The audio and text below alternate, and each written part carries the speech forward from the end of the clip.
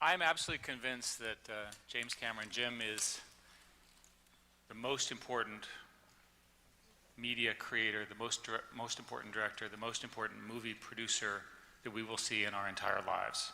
It is a tremendous honor to have you with us today. You want to come on up? Now,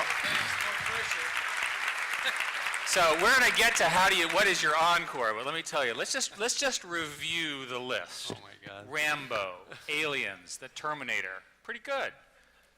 That was in the 1980s, right? So what are you going to do for an encore? Well, you do all of that. You get to know the governor pretty well before he was governor. Terminator 2, all the other things. By the way, learning about special effects, driving change in the industry. And then you decide to do Titanic, which makes the most amount of money any movie has ever made and gets the most number of Oscars. So then you think, okay, that's like the late 90s, what am I going to do next? And you think, what is the single riskiest thing I could possibly do? I will take every conceivable technical risk, I will put it into a single movie, and I will attempt to make money. And you do this, and you make a factor of 5 times more money than Titanic. You change the course of movie making in the future. My only question is, what's next? At this rate, the next movie is a $10 billion. No. Well, thank you for that build-up. And by the way, no pressure at all. And I just want to say, before I answer your question, that I'm like incredibly honored to be here tonight with this room of people who are smarter and better educated than I am. And I'm certainly honored to be interviewed by you, Eric. I appreciate this very much. What's next? Well, I've just announced as of yesterday, I think it was in the trades today, that we're doing a second and third Avatar film, and I'm going to direct those. I've committed to write and direct those. And we're going to do them as a kind of conjoined production, where it'll be 4 years before we release the first one, and then the second one will come out a year later. So the second and third will form essentially the second and third acts of a greater story arc, but they'll also stand alone. And tell us the plots. Yeah, exactly. Okay. And if you think I'm going to say that, now you could just show us your source code while you're at it.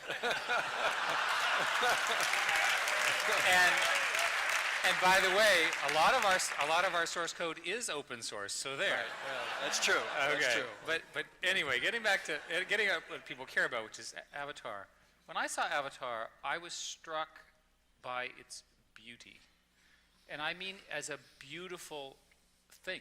I don't know how else to express it. Just as a truly genius work of art. And I told you when we first talked about it, that, for example, the colors, the flying scenes, the sense, all computer generated. Yeah.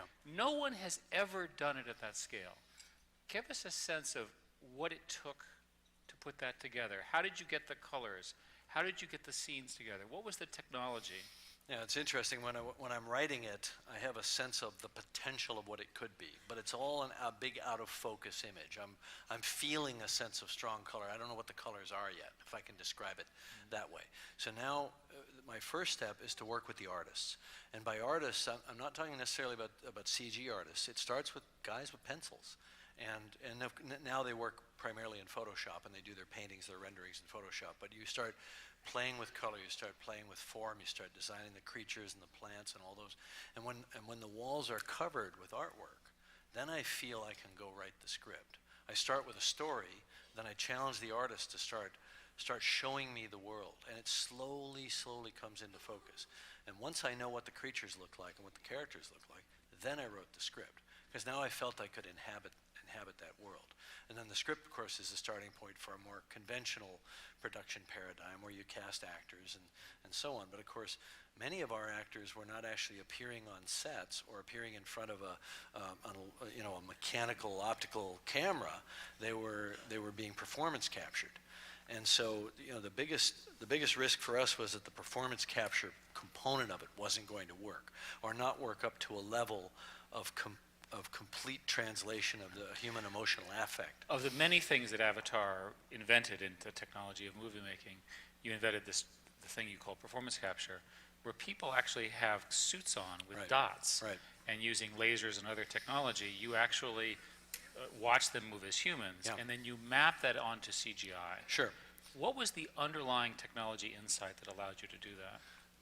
Well, there was an early layer of foundation that we built on, and that was motion capture. And we'd used motion capture on Titanic, and it had been around before that, and it was basically a markered suit. And that allowed us to track the body motions of the actors, but it wasn't very good for capturing faces. And marker-based facial capture had been done for some time, but it was very kludgy. It didn't really work. So we came up with the idea of image-based capture, where we created a head rig with a little camera on it that actually basically just shot video of the actor's face. But it was nulled out. It was locked to them as they moved. So it created a kind of fixed data set of the displacement of all their facial muscles and their eyes and so on. And then it was all image analysis algorithms that were used to extract the drivers for the mesh of the CG character after that. But the thing that most people don't understand is that it's not about capturing a perfect image of the face. It was actually somewhat sloppy. Sometimes the camera would move around. It was a flawed data set. What was important was to train the system to understand the actor. And we would do that by having the actors read the scenes for the movie in a kind of a matrix of like 12 HD cameras. So we understood how the actors' faces worked. And that cruder data set that we got in the moment when they were performing the scene was really just driving a very, very sophisticated rigging job on the CG character. So the CG character had accounted for all of the neuromuscular kind of system of the actor's face. And the funny part was, every actor was different. So it didn't matter who it was. You couldn't sort of spend 9 months doing one actor and then a month doing the others. It was 9 months for everybody. And curiously, it was 9 months. And before the character came to life, it was not a 9-month process. But Might do you have been think, 10, but I mean, again, you literally invented this. You're like the inventor of this technology. we were Do you think converging a that- lot of stuff. But all inventors use the work of others, Yeah. and then they synthesize in this extraordinary thing. Exactly. Do you believe that this technique will ultimately be a one-week technique that's broadly used? In other words, as it gets processed and other people learn from your I think- invention? Yeah, I think that's a fair question, because I think there was this sense that, okay, Avatar is kind of showing how movies are going to get made. And I don't think movies are going to get made like Avatar, other than movies like Avatar, that are imaginative films that have quasi-human characters, whether they're, witches or werewolves or demons or aliens or whatever it is, but something that can be acted or performed by a human being. If it's a talking moose, doesn't need performance capture. It's going to be done by animators. And if it's closer to human than that, then simple makeup is sufficient. So it's always going to be a bit of a niche. But I think it's a niche that a lot of filmmakers are very interested in. One of the other most beautiful scenes, in my view, are the flying scenes, when Yeah. they're off in the two animals, I guess, I don't know how to describe them, flying around, looking at each other in love.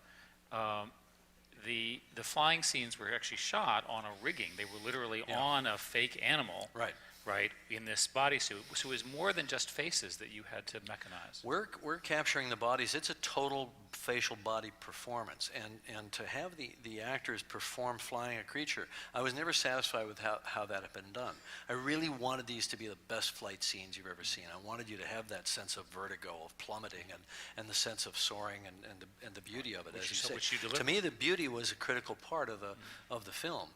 To me, the film was about contrasting grandeur and intimacy, and contrasting stark terror and absolute beauty.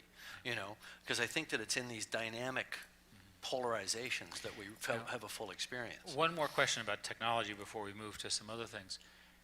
You are clearly on record that stereoscopic imaging, dual cameras, 3D imaging is going to be everywhere. Yeah. Do you fundamentally believe this will occur, year, in a decade? Take us through how you've essentially popularized it at a level Right. that no one has done before. Right. So who's going to now make it a volume thing? How is it going to happen to my television? Why will all the cameras have two lenses, that sort of thing? All right. Well, we see in 3D. It's how we see the world. And so much of our world right now is about screens, about monitors, and how we interact with data, how we sit at screens all day long, and then we go home, and for our relaxation, we watch screens. So this is it's our lives.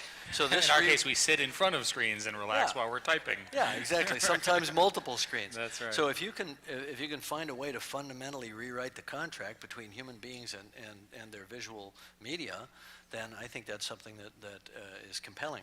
So, you know, I went down that path, and to me, there are no barriers to 3D ubiquity in 5 to 10 years. I think a big breakthrough will be when it comes into the home, which initially will probably be driven by sports and gaming, but also, you know, it could be episodic, you know, broadcast programming and so on as well. The sets are there. The consumer electronic companies jumped out in front of it and got the sets out there. I think there's a couple of million of them that shipped just this year. Right now there's a dearth of content. So the content providers have to catch up, which means the networks have to start programming in 3D, and they're already coming to the various 3D content makers and saying, how do we do this, right? And so we're working with different networks in terms of how to get them up to speed and converting their product. It's all a little bit ahead of it right now, because I don't think, you know, the big breakthrough is going to be when it's an autostereoscopic display that you can have in the home on a 50 or 60-inch monitor. And What does that mean? It means you don't need the glasses. Okay. So I think. And how does that work technically? Well, we're about 4 to 5 years away on that for a number of reasons. So much of the energy of display making has gone into higher frame rates, and now we're up to 240 hertz, and we'll probably go higher than that.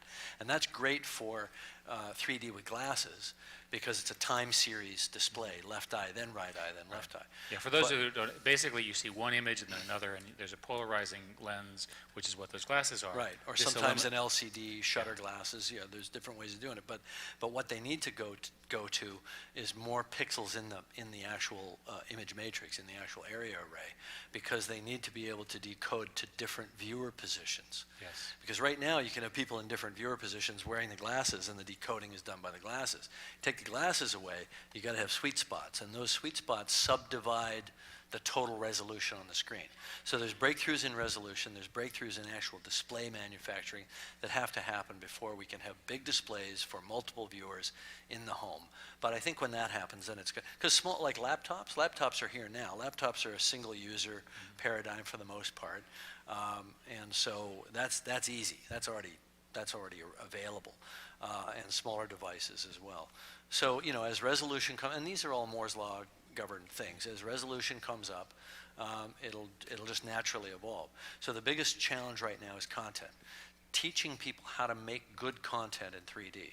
Because the thing that'll hold it back, the biggest barrier I see, is poor quality 3D when people are being asked to pay extra for it. More for the displays, more for the movie ticket, whatever it is. And it seems to me that another invention needs to be authoring systems for 3D gaming. Exactly. Because, as you know, gaming is driving a lot of the computer industry, and the volume point around gaming is a phenomenally lucrative one. for everybody. Sure. And it's a natural, you know, so you have to make it comfortable, so you could, because, you know, it's not like watching a movie for 2 hours. You know, gamers will sit there for 8 hours, 10 hours. So it's got to be comfortable. And the thing that people need to uncouple in their minds, the technology of comfort from the authoring of good stereo, which is a set of creative functions that are actually within the image itself. You can run good stereo on a mediocre display or a mediocre system and have a great experience. And the converse is true as well. And you were fortunate that the new 3D digital technology in movies was able to piggyback on top of the distribution of digital cameras in the first place, in digital projection in movies. Right. So it made it cost effective Right. To have high quality 3D movie theaters that people could go to. Yeah, I mean, that's exactly accurate, but there's an interesting wrinkle to it, which is that when I got excited about 3D in 2000, I saw this coming wave, or this coming rollout of digital cinema, and my assumption was it's going to happen anyway. The economics of it looked sound, but the movie industry dithered and kept pointing fingers at whose responsibility it was, and got worried about security issues and encryption, and they slowed down. The logjam was actually broken by 3D. Well, I had always thought 3D would piggyback, and so I thought, okay, I'll just get all my ducks in a row ready for the big digital rollout, and we'll just sit on top of that. It turned out that the 3D actually was a catalyst that drove the rollout. So it actually was the tail wagging the dog. So I'm sure, by the way, you're the only person in Hollywood who actually understands Moore's Law, which is great to have you part of this. Isn't that phenomenal? Think about it. Thank you. But let's talk a little bit now more about, I think the technology we can explore with other people's questions. Let's talk a little bit about the other part of, I think, your gift and the things that you care about, which has to do with the narrative.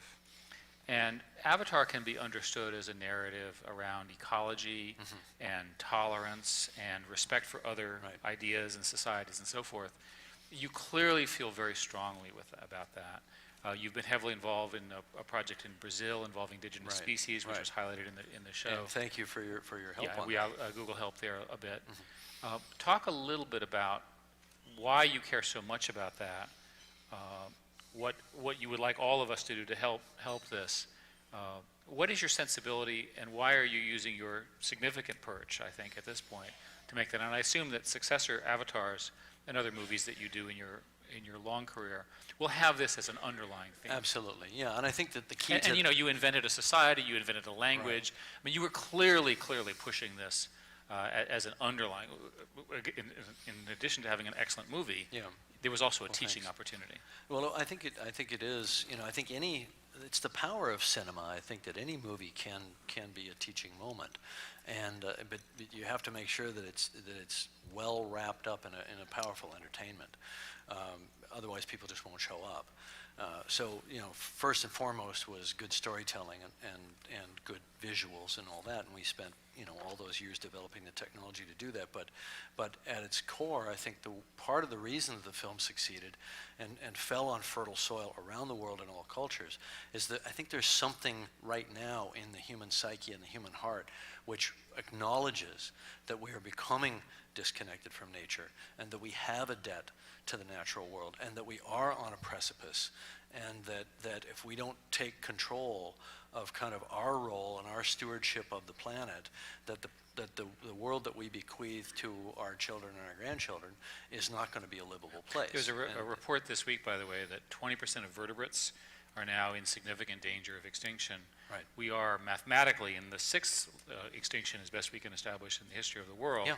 And at the rate at which we're going, we might be the last people to get extincted by our own extinction. So it's like a serious problem. It's a serious problem. I mean, you know, I've done tremendous amount of reading and study and talk to the experts. The beauty of being a filmmaker is you can actually just call people up, and in the guise of doing research for some movie project that never happens, you can go meet them and talk to them and get their wisdom firsthand. And you know, I've been very concerned about energy for at least 12 or 13 years. I went completely off the grid solar with a 48 kW system myself in 2000, and so, you know, Avatar is as much an expression of my angst around these issues. But you talk about mass extinction. If global warming is left unchecked, Which is the current plan. which is the current plan, it's the business as usual plan is to do nothing. It is the plan. I mean, Yeah. let's talk about it. That's what our leaders have planned for us as of today. It requires action to prevent it. That's right. If that continues business as usual, as our leaders in Washington say is okay for us to do, we will have extincted 70% of the species on the planet by the end of the century. So to put that in perspective, This century. this century, exactly, Well, 90 years from now, because of the you know, the temperature. When they talk about a temperature rise of 4 or 5 degrees on a global average, you know, what they don't mention is that it's less toward the equator and some 3 times multiple of that toward the Arctic. So it creates enormous changes in wind currents and ocean currents and so on. And with the stress that human civilization is already putting on systems and the thresholds that we're passing almost on a daily basis, we're talking about 70% extinction. And to put that in perspective, that's as great as the Cretaceous Tertiary boundary event, the comet that took out the dinosaurs, which was around 70% of species. So we're the comet this time. And instead of happening in a few seconds, it's happening over a period of you know, a century. Given that you spent a lot of time campaigning with your, again, significant voice, and I and others have as well, and we haven't made very much of a dent. There's a lot of awareness, but there's no action. Right. And awareness is not fixing the problem. Right. Do you have a suggestion for all of us as to what we need to do? Do you have a suggestion for what governments should be doing that should be doing differently? We're locked in a series of incumbencies around existing history, existing economics. There are people who, in my view, criminally doubt some of the science. Yeah. I agree, criminally. I agree with that. Well, look, it's a very tough problem. Our leaders are just, our leaders, so-called leaders, are there to preserve their own power primarily, and secondarily to maybe do some public good along the way if they can, but usually only for their own constituencies. So it always forms an us versus them kind of scenario. People, we need to evolve mentally and philosophically to something that's never existed before. We need to become techno-indigenous people of an entire Earth, not of a nation, not of a state, but of a planet. And I don't know how we do that. I mean, I think that maybe it's one of those tipping point things in a good way. You know, you notice now that the rate of the rollout of solar power is the rate is accelerating very rapidly. It's been a very slow start, and the total percentage is still small, but the curve is starting to inflect upward.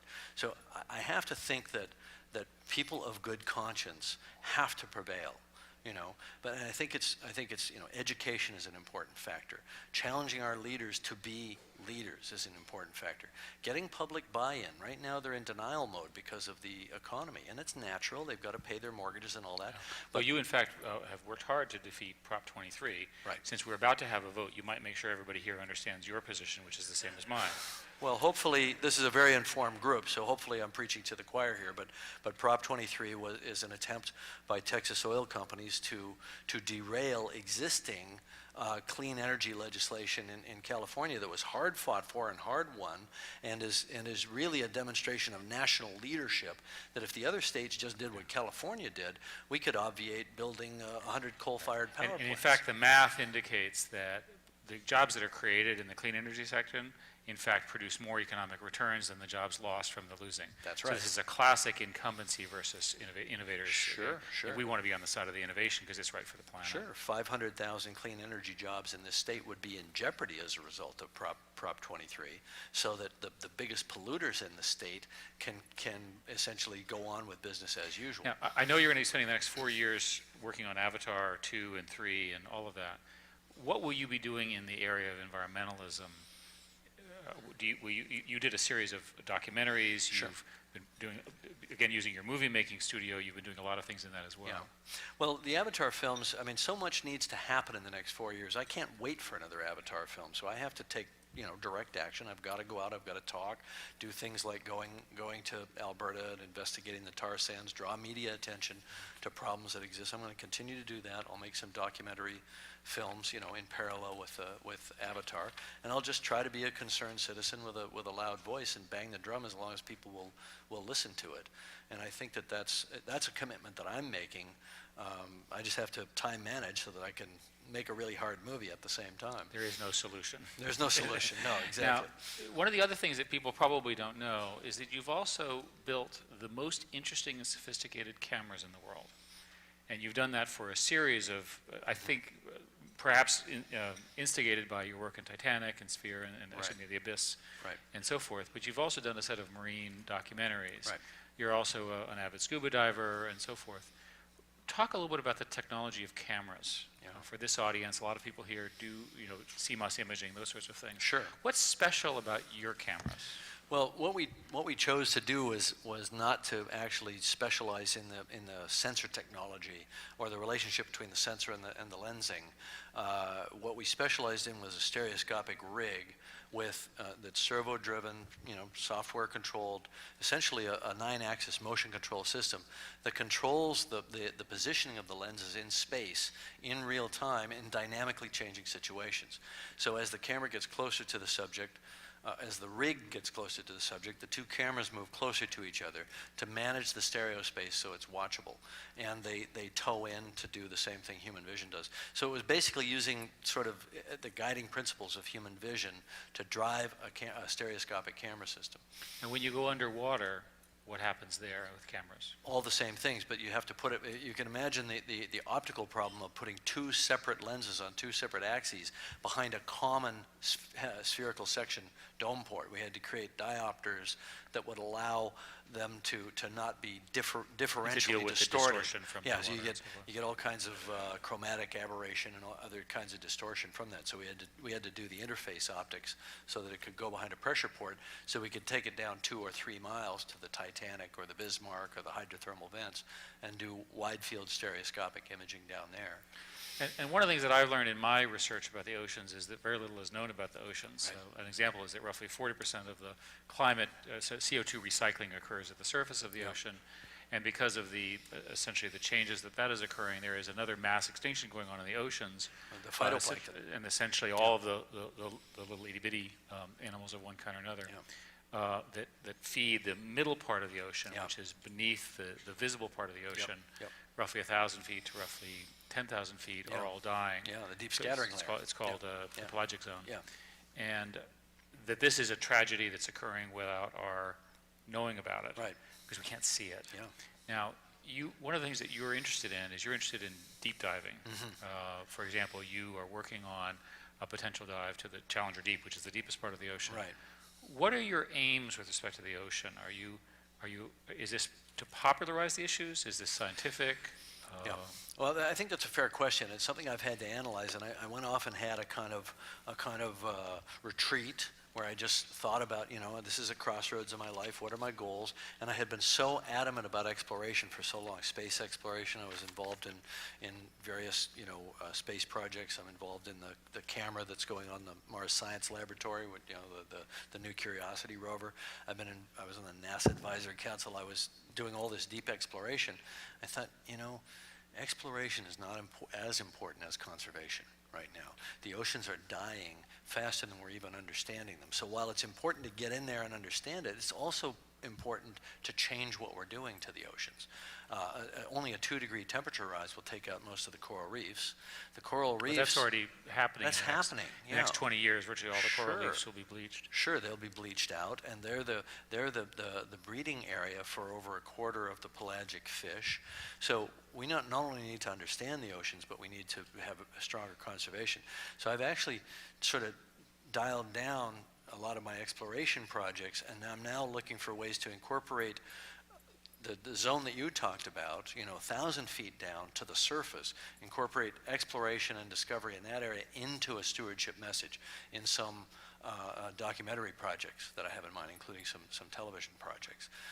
So it's really a shift of focus from the deep. Do you in fact want to go to the bottom of the ocean we're yourself? doing that. We're doing that. Are you going to do it yourself? I'm 4 years down the line building this vehicle. I am going.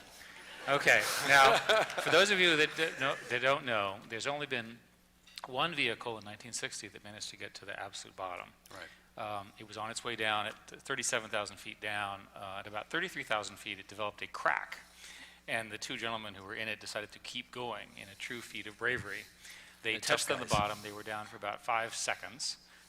They took a picture, and then they floated back up. Yeah.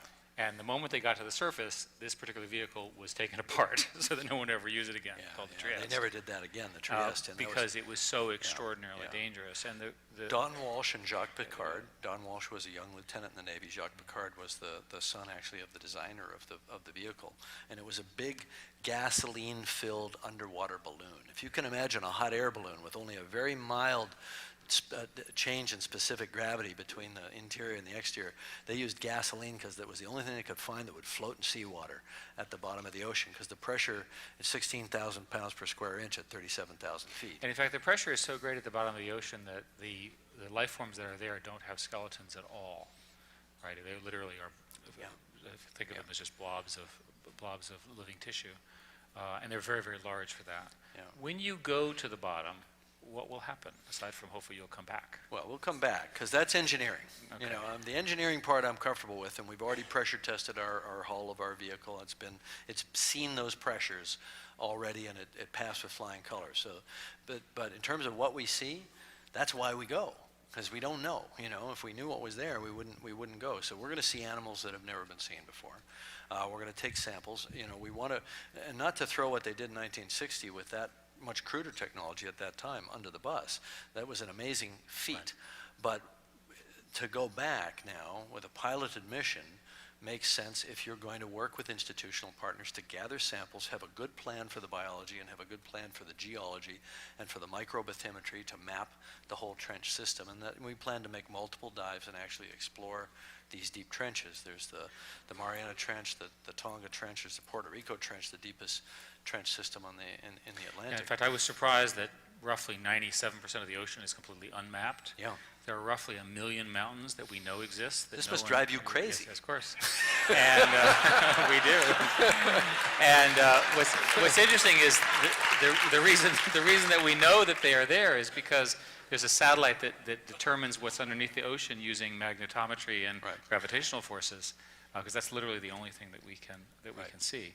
And obviously, it's so difficult to operate. We would love to get it mapped and put it inside of Google It's Ocean. just hard to do. I mean, it's easier to map the surface of Mars because there's, the medium, you can see through it, and we can see through the atmosphere. We can map the terrestrial surface of the Earth. We just can't map the ocean so easily with remote sensing. We got to get down there in the water column. We got to drive around and mow the lawn and mosaic the whole bottom, and that's why it hasn't been done. I mean, there's macro bathymetry on the whole ocean bottom. We sort of know where the mountains are. We know where the ridges are, but it's very coarse data set.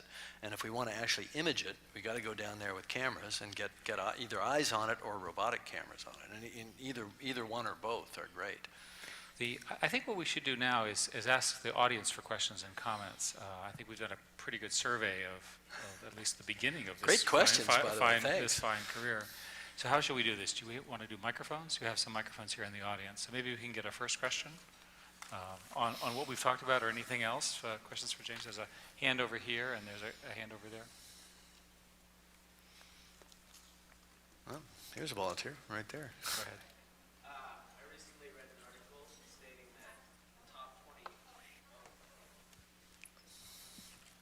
And why don't you give the other mic to the next questioner, and then we'll go back and forth. Yes, sir. Go ahead. Hi. Thank you for coming, by the way. It's awesome. I recently read an article stating the top 20 most influential people in the entertainment business, and you were number one above all the billion-dollar studio Pressure. This heads. is pressure, guys. Yeah. I mean, it's got to feel good, though, right? Above all the billion-dollar studio heads and actors and actresses out there. That's because he actually makes things. Yes, that's true. That is true. Silicon Valley is about making things. Exactly. Right? Yes, and He is I'm wondering. he is our analog in that world. Yeah. He makes things. And I'm wondering why you think this is, why your movies and projects are so influential and really global, I guess. Look, I mean, because it worked out, but I think the question really begs, what was the process before the fact? What did you think you were doing long before you knew it was going to work out? And for me, it's about challenging myself, trying to do something people haven't done before, and that comes from curiosity, really. I mean, all of the exploration stuff, wanting to go down and see what's at the bottom of the ocean, is the same thing as wanting to see something on a movie screen that couldn't exist before. And I have this, I don't know if it's a blessing or a curse, it's probably both, depending on what's happening in the moment.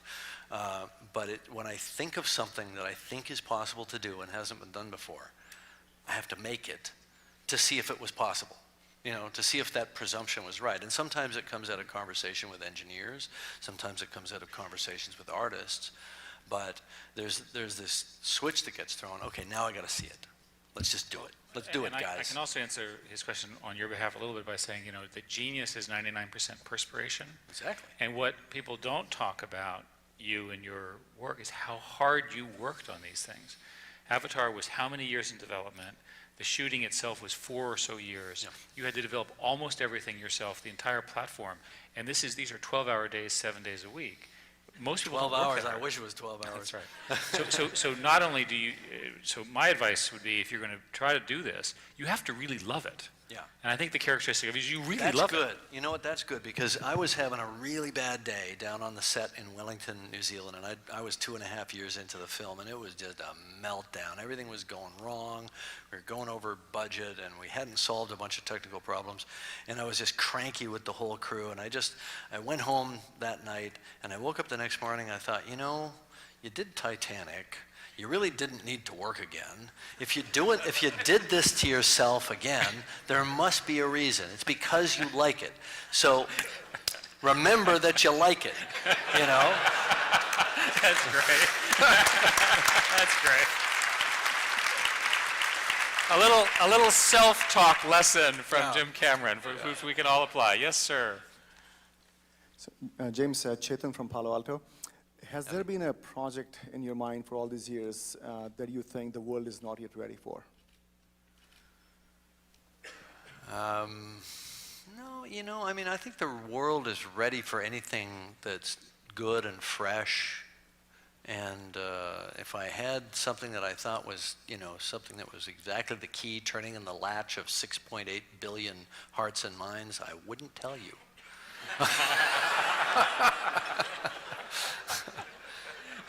Yes, sir. Yeah, I had a question. My name is Bruce Pittman. I'm from Cupertino. I guess one of the questions is kind of underlying a lot of the concerns that you have seems to be our ability to innovate and do things differently. You come from an arena, a part of the country where everybody is desperately trying to be innovative, you know, the way the last guy was. Yeah, exactly. How did you do that, particularly in the early part of your career, get through the innovation, and are there any lessons you have for the rest of us? It's worth noting that Jim's originally from Canada and started off as a truck driver in America. So to the degree that this is the American dream, immigrant, moves to Southern California, takes advantage of the opportunities before him, and changes the world. I was actually talking about that exact thing with the governor just this afternoon. at Another this- immigrant. No, because it was the same thing for him. Hard for you to call him the governor since he worked for I you? always call him Arnold, you know, and then but I have You to don't call catch him like the Terminator or the No, Governator or something. Hi, Governator, you know. No, we've been friends for 26 years, so he's just Arnold. It's hard for me to call him the governor. But anyway, yeah, it's definitely that. And I think when you do come to Hollywood from the outside, as opposed to maybe coming up from the inside in some nepotistic way, I think you have an inferiority complex, and you do tend to work harder. And the other thing for me is that if you're going back to those things that I was mentioning before about challenge and about curiosity, it's not interesting to do what the last guys did. I think it's okay to do what you were talking about, Eric, and synthesize ideas, you know, kind of memes, ideas that are in other films. Make sure but it wouldn't be interesting to me to clone a formula. And I've never done that. And sometimes, you know, at my peril. I mean, The Abyss didn't make that much money. But you know, the other ones have more or less worked because they're, you know, fresh ideas. And if I can't think of a fresh idea, I'll make sure I get some people around me that can incubate some good ideas. Let's get some more questions. Yes, sir. Hi, my name's Jens. I'm here all the way actually from Helsinki, Finland. There's 3 tables of some of the best entrepreneurs in the Nordics here. There's like 50 50 Finnish Finns. students here, right? Well, let's get a shout out from Finland. right. Come on. We're the ones who weren't born in 1985. But anyway, a lot of us operate in the field of social media and communities and online. And this question goes to both of you. Eric, Jim. James. Yeah. You Yes, mentioned... Jim. I think we The can be subject Jim of at the this night point. Yeah, Jim. Is James Cameron, and I'm interviewing. The question, what I was about to say was that this goes to Eric and Jim. You said raising awareness is important. How do you see the current field that we're in? In the past 4 years, Facebook has grown, and all other social media online. Raising awareness, do you think that's going to only be awareness, or is it going to actually result in something? I'm going to let you go first on Yeah, that I one. think the general comment is that the world is moving to what I call a mobile-first world, where basically everybody is communicating and living with their mobile devices, whether they're phones or tablets and future devices, which will be of infinite power. And you'll live your life with phones that know a lot about you. This is with your permission, of course, where you are, what you're doing. Remember, it has an off button if you decide to. It's very important to know where the off button is in these things. But basically, you know, these phones roughly, because they're GPSs, right? They know roughly where you are, and they can provide you with some extraordinarily useful services. So, in James's case, what he'll do is because he cares about the environment, he'll want real-time information about what's going on in the world of where he is. He lives on airplanes. He talks to people all the time. He wants to know right now, right? And that's the kind of information that you can do with all of these things. And social media, which is a huge, huge phenomena, of course, is another extension of that, because people want to know what's happening in communities and friends and so forth. And I think we're just at the beginning of this. I wouldn't call any of the current outcomes as final. I think they're just at the beginning. And if you look at 20 years of the earlier generations of technologies, whether they're PCs or the software industry and so forth, they changed enormously during this period. And I think it's an incredibly exciting part to be with. Yeah, I think you're absolutely right, and I think that the potential for social media and social networking to really have an impact on governments, on policy at a global scale is phenomenal. If you look at the civil rights abuses in Iraq following in Iran following the election last year, and what we learned about that was coming out under a complete official national news blackout, but we were learning about it anyway. I think that's important. I think that there's amazing potential there. I also think that, unfortunately, to a certain extent, it follows human psychology, and people tend to aggregate in groups of like-minded people. So where these tools could be used to have friends around the world and expand our cultural perspectives and so on, they tend to be used to find people like us and tell everybody like us what we did, and they tell us what they did, and we all pretend to care, And I just think that we sort of need to evolve a social conscience to map over all of this social networking so that these tools can be used effectively. The most interesting debate, I think, is what happens when you have a vibrant community and a weak government. And I'm not talking about the US and China, both of which have different governments, but they're both strong. I'm talking about the majority of countries, in fact, which are kind of iffy on how much control the government has over the citizens and vice versa. And now all of a sudden you have this enormous invasion of empowerment to those individuals, and tools and platforms where they can discover the abuses of things going on around them. In Google Earth's case, Google Earth has been used now to get people to understand that behind that hill and behind that fence there is an environmental catastrophe occurring that you've never seen. And that changes behavior because it's local and it's actionable. And then using social tools and others, people can band together and put some pressure on the government. I think the tools that you're making available now have incredible potential to allow us to look at these environmental infractions around the world, the deforestation in the Amazon. I mean, you look at a time series of images available on Google Earth. It's incredible, and real-time stuff. You have people who are they're basically they living in a traditional way as indigenous people in the Amazon rainforest, where they fish with a bow from a dugout canoe, and yet they'll learn how to use the tools, the GPS tools on a laptop, so that they can report infractions where there's illegal logging and so on going on that's encroaching into their territories. There's actually a way now to bring it to a global consciousness and to force the government to actually act on its own laws. Because right now, the government will just turn a blind eye, because, and I'm talking about, let's say, the government in Brazil or Ecuador or wherever, because, there are big business interests, whether it's a big utility or a big logging company or a big, cattle, ranch or whatever it is. They'll turn a blind eye because it's good for the economy. But if they're confronted with the evidence, and the evidence is available on Google Earth, the science community can access it, the indigenous rights community can access it. It's the potential is incredible with these new apps to be able to really police this and create change. Let's get some more questions. There was a question over here. Yes, Shannon, go ahead. Thank you. Hi, Shannon McEllier, Palo Alto. Just apropos to the last question, I think I'm getting unfriended a lot because instead of posting what I'm doing, I usually post what I care about in the whole world. But people say, stop it.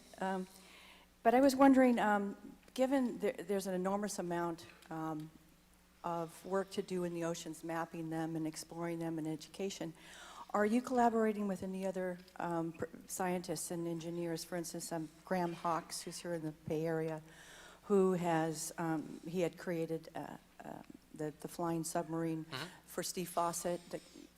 Yeah, I know Graham. I actually worked with a couple of his subs. He created a sub about 15 years ago called the Deep Rovers, and I wound up buying 2 of them in a partnership, and we rebuilt them and operated them for a while. It was a really nice sub and a good research sub with a 1,000-meter capability. I haven't worked with Graham. I know Graham fairly well. I know his engineering.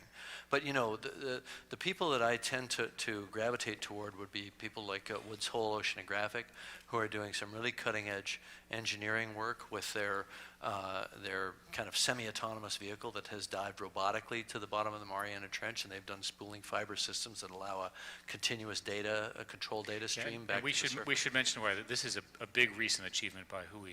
Yeah. They were actually able to Big get down there, milestone. get down there with a semi-autonomous Yeah, robot. yeah.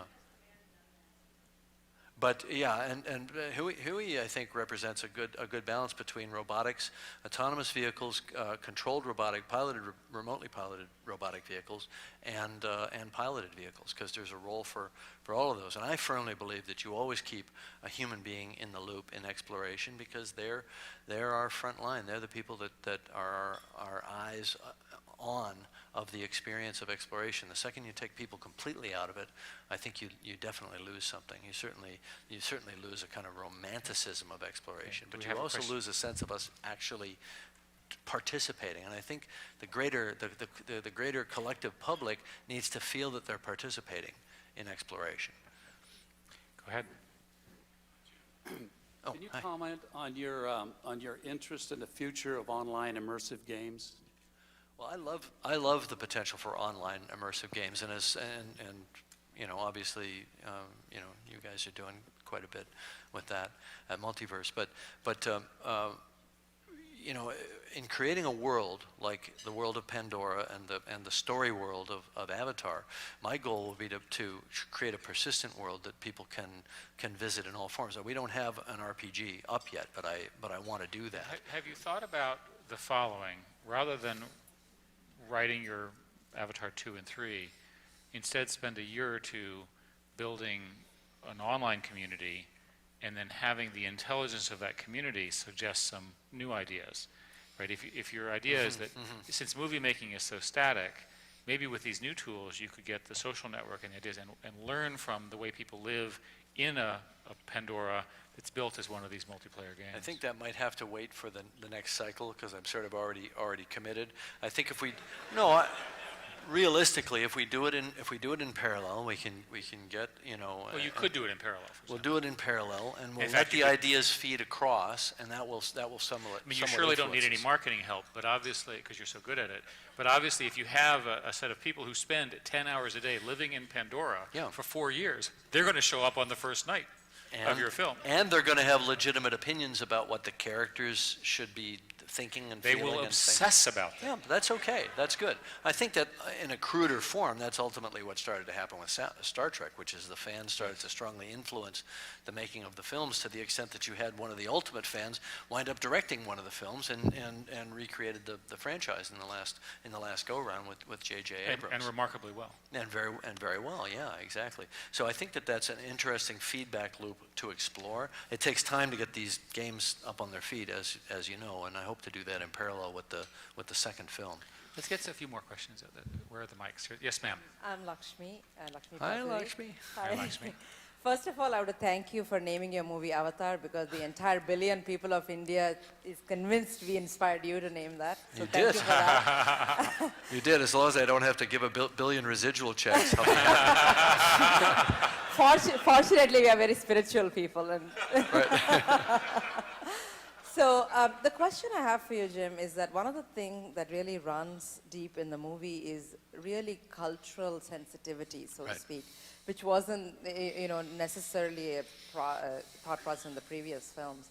And as we evolve into a global world, we are meeting people from all over the world, etc.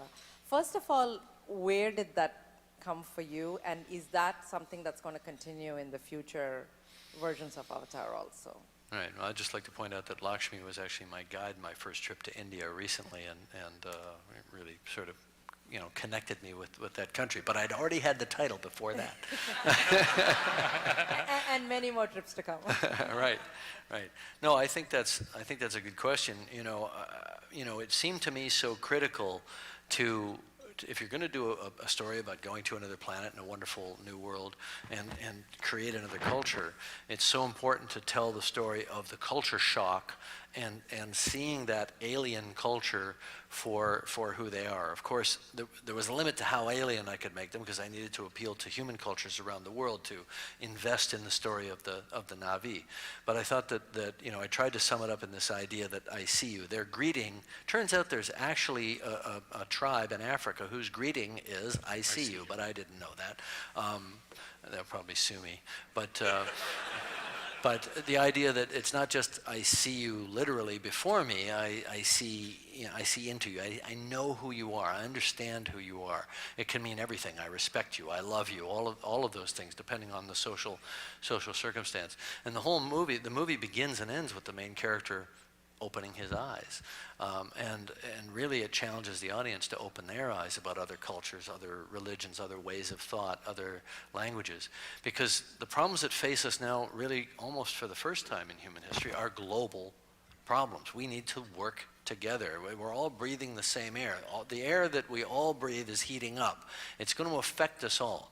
We may think, oh, well, you know, I live in Minneapolis. It's pretty cold here in the winter. 5 degrees warmer would be a good thing. It's not going to be a good thing, you know, because you're going to send your sons off to fight in wars caused by food shortages because there's, you know, 4 million people on the move in a famine caused by the temperature rise someplace else. It's all connected. So the movie tried to express the idea of the connectedness of all things and the connectedness of us to nature and of us to each other. Even though it was expressed across the cultural divide of alien and human, that doesn't matter because, you know, science fiction is made for human beings, by human beings. It's for human consumption.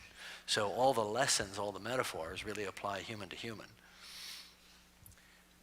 Our next question. Hi, my name is Sharon. I'm off being an entrepreneur like both of you guys. You seem to... Not yet. Not yet. Definitely not yet. A long way to go. You seem to have a frightening amount of knowledge about each other's disciplines. And so I'm curious, when can we see you guys potentially working together? Well, he's going to direct the next Avatar film, and I'm going to Done. run Google for a couple. You heard it here first. It's really terrible. It would be great to, I mean, James is threatening to take me down to the bottom of the ocean with him. That's literally what our conversation has been. It's not a threat, it's a promise. no, the question naturally is, or your organizations or yourselves, I mean, you seem to know a lot about each other's work, is the potential to create something together or working together. Well, from a Google perspective, we have benefited by having truly brilliant and committed content people who can help us with our technology platforms. We're not any good at the content side, but we're very good at scalable platforms. What's unique about James is his ability to cross those worlds. There are very, very few people, and I've tried, trust me, I have tried, with whom you can have a conversation like this. This literally may be unique. There literally may be no other person besides James, which is sort of phenomenal. Wow, thanks for that. Yeah. Well, now let's see. We have. Just if I could, there are some pretty smart people that you know sort of propped me up and made Avatar what it was, and they have a foot in tech and a foot in storytelling, and a lot of them are in the visual effects world.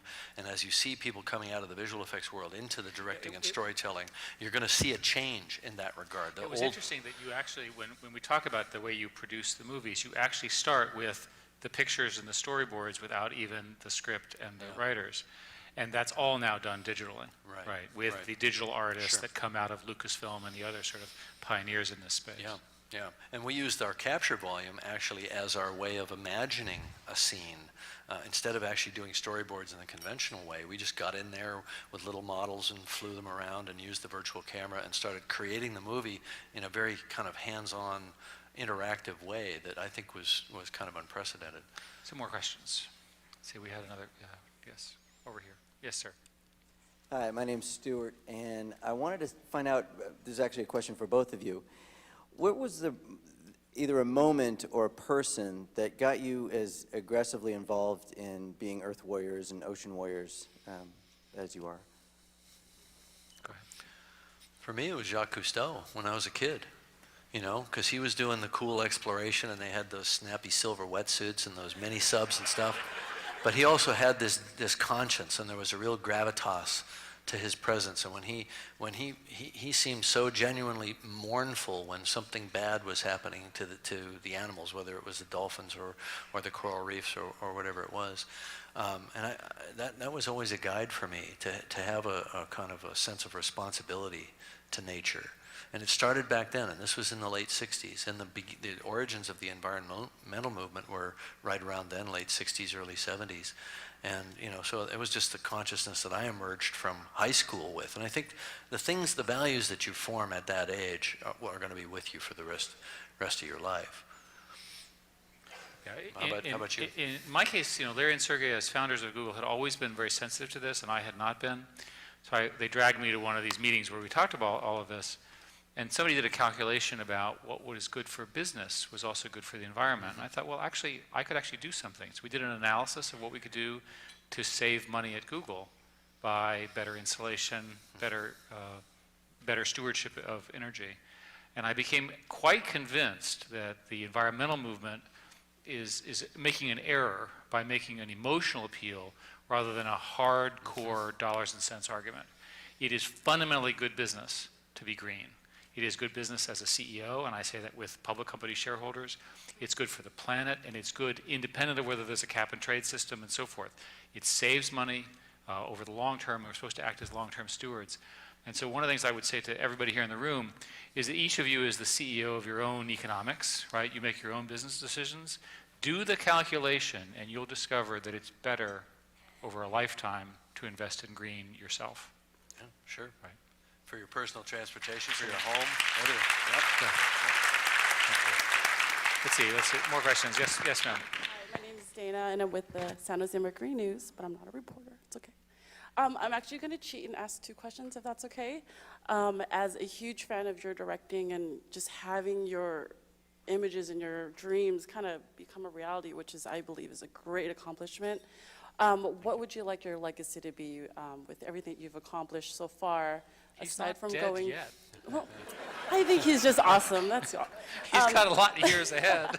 What would you like to be remembered for besides? There's going to be you a know, lot of incumbents voted out in a few days. Besides essentially going to the bottom of the ocean, which will be phenomenal, but what would you like us to? I think I get your question because, if you think, I don't think in terms of legacy, but you do think in terms of what are your guiding principles? What would you like people to think you're standing for?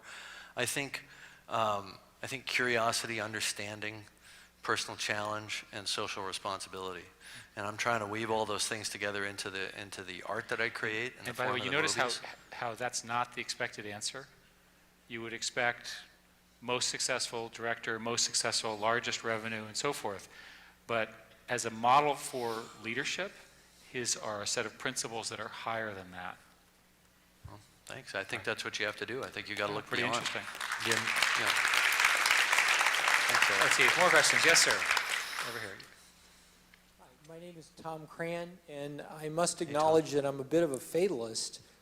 Several years ago, I saw a movie, and James, I'm wondering if you've seen it, called The Day After Tomorrow. Mm-hmm. So it's, for those who haven't seen it, it's about a cataclysmic event that changes the temperature of the Earth and moves the oceans.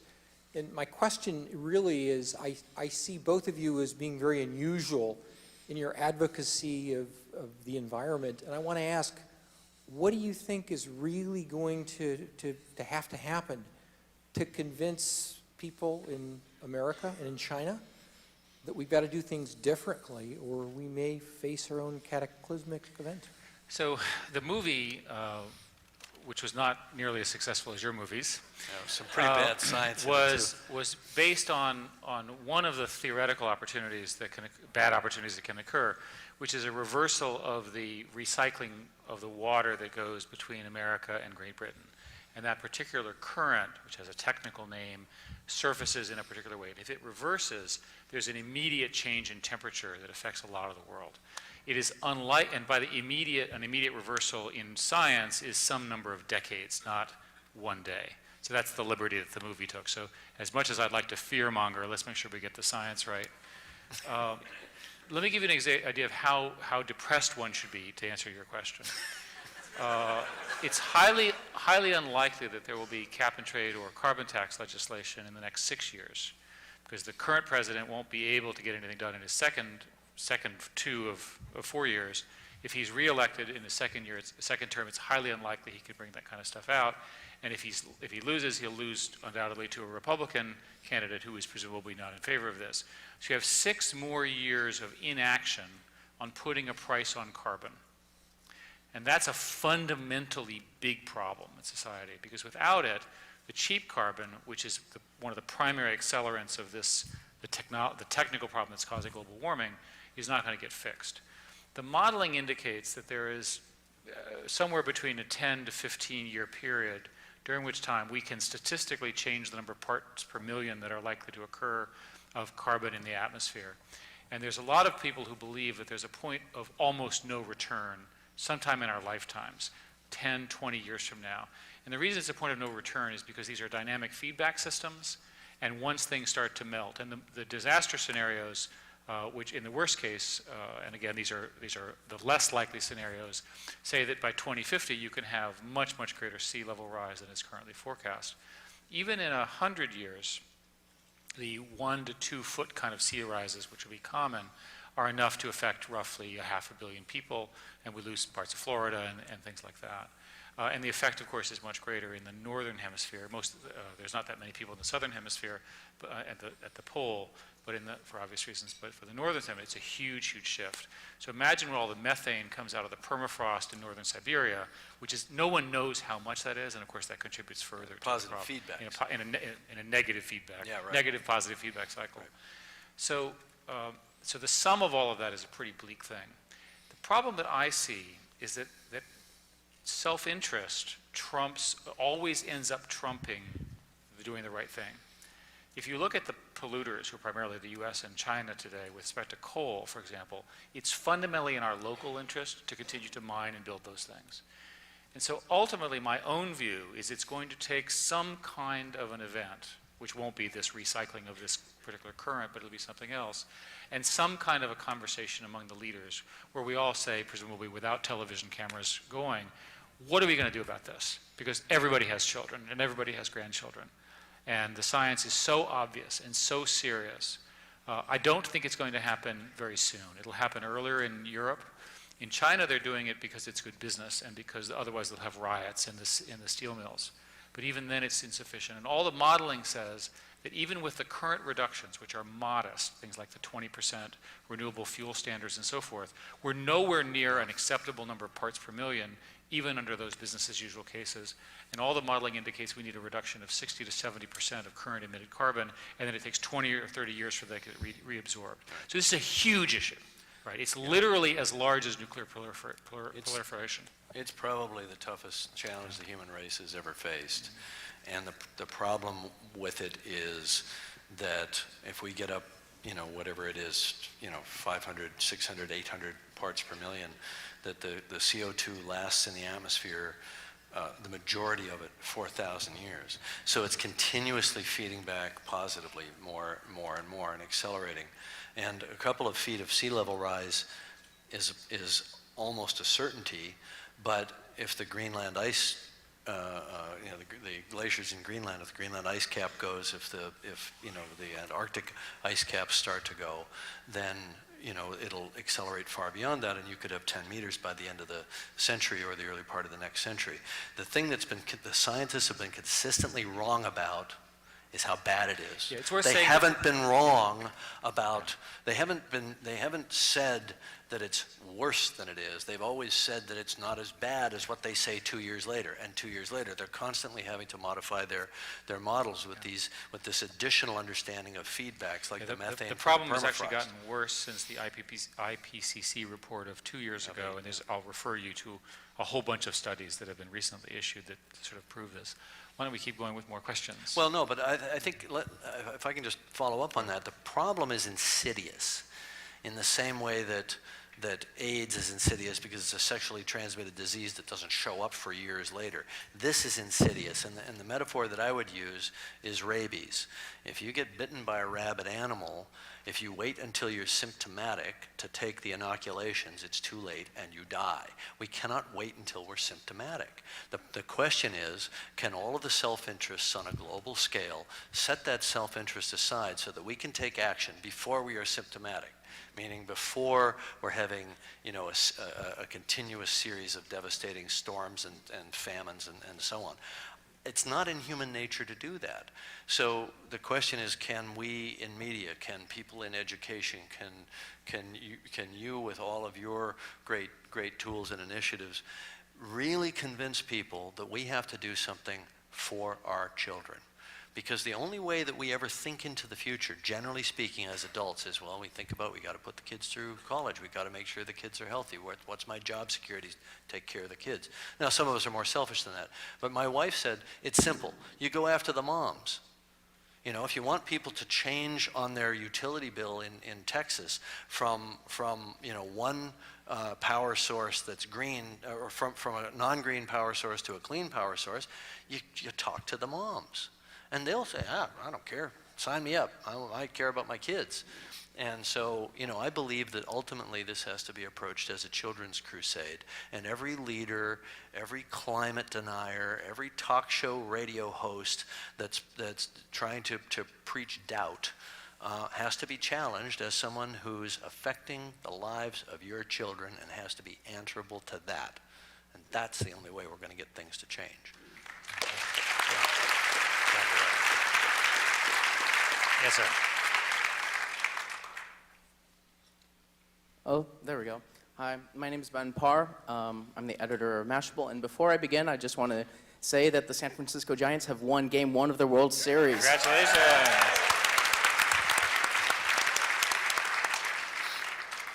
And so my question is, for you, James, is you invented a lot of different technologies to create the first one, and it took years in order to do that. And I'm curious about what kind of technologies you had to invent and you think you'll have to invent in order to succeed with the second and third films, things with like the oceans, et cetera, to really explore the world of Pandora. Well, I mean, we are going to be seeing the oceans of Pandora and the life forms, the ecosystems there. So we've got to do more with CG water, both underwater with the caustics and the lighting, the optics of bringing light through water, and with the surface of water, which is one of the big challenges in CG. But that's all doable. Those are just plugins. That's all. You know, that's all an iterative process. The only sweeping change between now and when we release the second Avatar film is I want to natively author the film at a higher frame rate and project it at a higher frame rate. I want to get rid of the motion artifacting associated with 24-frame display. Really? Because, well, movies are way behind. They're a century out of date. You'll do it at 48 or something? 48, 60, 72. We're looking at the efficacy of the different ones and different solutions for that. Incredible invention if you pull it off. Well, the projectors can do it right now. Oh, the projectors can run at 144 hertz, but they're not displaying, but they're still displaying 24-frame content at 144 hertz. The trick is, how do you display 48 or 60 frame content, you know, multi-flashing it the way the 3D projectors do. So that's one little bump that I'm going to be working on. And then there's some software development that we're doing to make the process, our kind of real-time virtual production process, more intuitive, faster, more real looking, more like the finished product. Right now we work in a proxy resolution. We create a kind of a 1980s video game looking end product. Then we give it to the visual effects company. They start over mapping all new high resolution assets to those low res assets. They start all over and do it all again, and they come out with a photoreal end product. What we want to do is eliminate that middle step and start to close the gap between what our real time looks like and what the finished photoreal looks like. I mean, eventually 15 years from now we should be working in real time in a photoreal image, almost like you do with photography. So it's getting to the point where it's indistinguishable from photography at the moment you're doing it, as opposed to waiting 6 months or a year to see those real looking shots. Let's get a couple more questions over here. Yes, sir. Yes, Larry Edwards. I'm with NASA Ames Research Center, and actually I'm a co-investigator on the Mars Science Laboratory mission. Yes. And Thank you. I was wondering if the zoom cameras do get deployed successfully on the rover and the rover lands, what you envision doing with the imagery that comes back from those cameras. Well, it's interesting. He's talking about the Curiosity rover, and originally what was proposed for the mast cam, which is the eyes of the rover, was that it was a stereoscopic camera with zoom lenses, with quite a wide focal range. But I think it was a 10 or 11 to 1 focal length range, and that got de-scoped. You know, kind of one administration back, and then the rover mission got pushed 2 years because you can only do launch opportunities to Mars every 22 months or so. So it was essentially a 2-year push, and the push was caused by electromechanical problems they were having with servos in the transportation system of the rover. So it had nothing to do with the cameras. So I thought, well, wait a minute, here's an opportunity. Let me see if I can revive the zoom lenses that got taken out of it. Because what the zoom lenses allow you to do is, because what they wound up with was different focal length, fixed focal length lenses, which obviated 3D. It's like, I'm not going to stand still for this.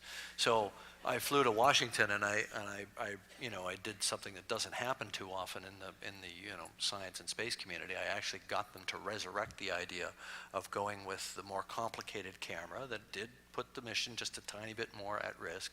But I said that the upside of this is that we can expand the amount of science that's being done by being able to zoom in on objects that are distant and get stereoscopic images of them. And I should also, so anyway, that was accepted on a provisional basis, meaning if we can deliver the zoom lens version of the camera before they have to fully, stack the spacecraft, then it'll fly. But there's one other interesting thing about that camera. It's also a motion series camera. So if it all goes according to plan, we will be shooting the first 3D movie on another planet. That's cool. Let's have our go ahead. Cameron, can you hear me, first of all? Yep. Hi. Virtual actors. How close are we to movies with virtual actors like Star Trek Original Series, whole new episodes with Mr. Spock, Captain Kirk, Harry Potter, it's 7 years old, not 17, throwing in a Blu-ray and like Octopussy. I think it's a great idea. I think Sean Connery should come back as James Bond. I think William Shatner should play Kirk again the way he looked in 1965. But what I don't think should happen is that Marilyn Monroe should come back and star in a movie, because she's dead. As long as the actor's still there driving the performance and making the creative decisions, I think it's a great idea, and we can do it. I'm not volunteering, but somebody could do it. Clint Eastwood could play Dirty Harry. Could you give the mic actually to the lady in the very back in the corner there has been wanting to ask a question for the whole evening. And I'm sorry, sir, this will have to be the last question because we're actually running over.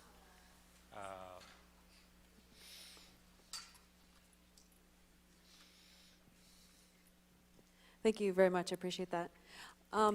Avatar changed the experience of going to a movie. It changed the whole movie experience. I'm wondering what your thoughts are on how that same technology can be used to change other types of experiences. Maybe it's how consumers buy things, or how people, the manufacturing industry, or perhaps even, you're talking about convincing people to change their behavior and getting world leaders to change their decisions on how to make the planet a better place. So I'm wondering how that kind of technology could be applied in those areas. I've been encouraging people in the neuroscience fields to look into the effect of stereoscopic versus 2D imaging on memory writing and memory retention. And I haven't gotten very far because they all have their stuff that they're doing that's all grant funded already. But I did talk to some researchers in Seattle at a place called iLabs who have done a lot of studies with babies, and they're sticking babies into like a superconducting quantum interference device scanner and then doing Let's stuff. discuss this. Yeah, as one does. Take one baby and just babies, just stick stick it the in there. baby in the big magnet. But they've found some really interesting things. If they act out a social scenario in front of the baby will engage and have a certain response. If they show the same social scenario to the baby on a large panel video display that occupies the same field of view, Zero response. They basically obviated the whole baby Einstein idea that babies' minds will be engaged by these moving images and colors and sounds and all that. Because what they found is that even at the age of 5 or 6 months, the baby knows it's a flat piece of video, and they know it's symbolic. Somehow it falls into a symbolic category as opposed to into a real category, and it has no effect on them. They don't learn language. So I'm thinking, wouldn't stereoscopic imagery be kind of halfway in between those two situations? And what if neuroscience actually showed us that people learned more, remembered what they saw more vividly and for a longer time and in more detail? What would the impact of that be to education? Because education is in the toilet in this country, you know, and we need some help. And how about something that could leverage the efficacy of teachers and educational systems to actually teach kids more in the few hours that they actually have their attention these days, after they've, you know, cut away hours and programs and the arts and all that sort of thing? What if we could make some stereoscopic teaching tools that would actually help us with education? Again, I don't know if the neuroscience is being done to support that. Anecdotally, I believe that people do remember more when they see in 3D versus 2D, because that's how we make a distinction between what's real and what's canned. So if James Cameron were just in technology as an entrepreneur, he would be a genius entrepreneur. If he were just a director in Hollywood, he would be one of the most successful Hollywood directors ever. If he were an environmentalist, he would be one of the most passionate and successful advocates for a cause that we all should care an awful lot about. As an innovator and as an entrepreneur, his real genius is that he is all of those things. And I think that now we know that my introduction was not sufficiently positive as to what you have done and also what you are going to do for us as citizens of the world. So thank you so much, and thank you all. That's very sweet. Thank you, thank you. Thank you, Eric. That was so sweet. Those words mean a lot. Really good. Really good.